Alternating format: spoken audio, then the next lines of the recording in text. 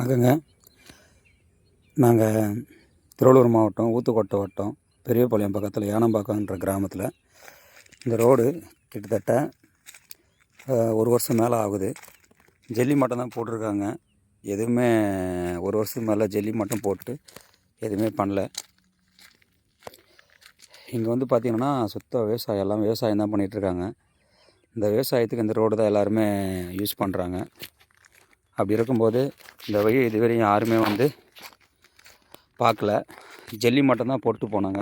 அதோட 2வது வாட்டி இந்த சைடில் யாருமே வரல. இங்கே பாருங்கள், வெறும் தேஞ்சு போன ரோடு தான் இருக்குது. அதுலேயும் வந்து பார்த்திங்கன்னா டக்குன்னு அவசர ஆபத்து கூட போக முடியாது. ஃபுல்லாக ஜல்லி தான் இருக்குது. அந்த ஜல்லி சதனம் பண்ணி கூட இது வச்சு கூட மெரிக்கலை. ஒரு நாளைக்கு கிட்டத்தட்ட ஒரு 50-100 பேர் கிட்ட இந்த பக்கம் போகிறாங்க. வயிற்றடை சரியில்லாததுனால கிட்டத்தட்ட இதுவரையும் 10 பேர் மேலே கீழே விழுந்துருக்குறாங்க.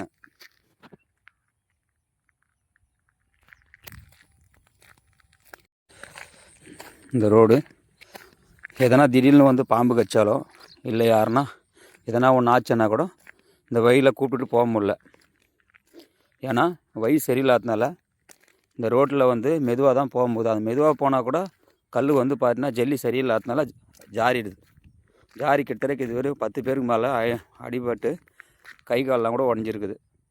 உயிருக்கு சேதம் இல்லை. உயிருக்கு சேதம் வரக்குள்ளேயே அரசாங்கம் இந்த வீடியோவை பார்த்து எங்களுக்கு உரிய நடவடிக்கை எடுத்து இந்த ரோடு வந்து சரி செய்து கொடுத்தாரணும்.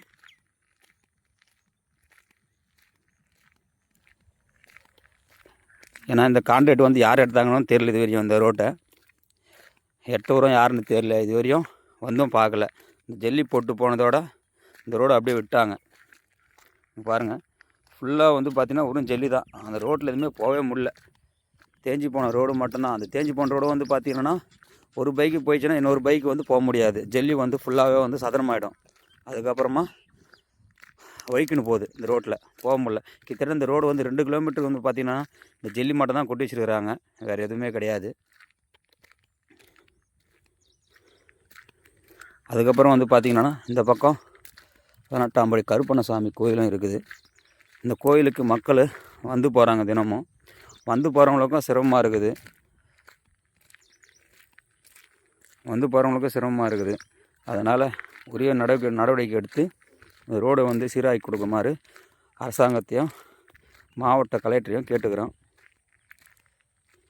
எங்களுக்கு பாதுகாப்பு இல்லாத ரோடாக இருக்குது இது. ஏன்னா அர்ஜென்ட் ஆபத்து கூட போக முடியல எங்களால். அதனால் உரிய நடவடிக்கை எடுத்து இந்த ரோடை வந்து சரி செய்யுமாறு கேட்டுக்கொள்கிறோம். இங்கே பாருங்கள் எவ்வளோ விவசாய நிலம் இருக்குது பாருங்கள். இது எல்லாமே இந்த ரோடு தான் யூஸ் பண்ணுறாங்க ஃபுல்லாகவே. பாருங்கள், எல்லாருமே இந்த ரோடு தான் யூஸ் பண்ணுறாங்க. ஃபுல்லாகவே இந்த ரோடு தான் போகணும். பாருங்கள், கண்ணு கெட்டின தூரம் ஜல்லி தான் ஃபுல்லாகவே. எங்களால் எதுவுமே போக முடியல. பாருங்கள்.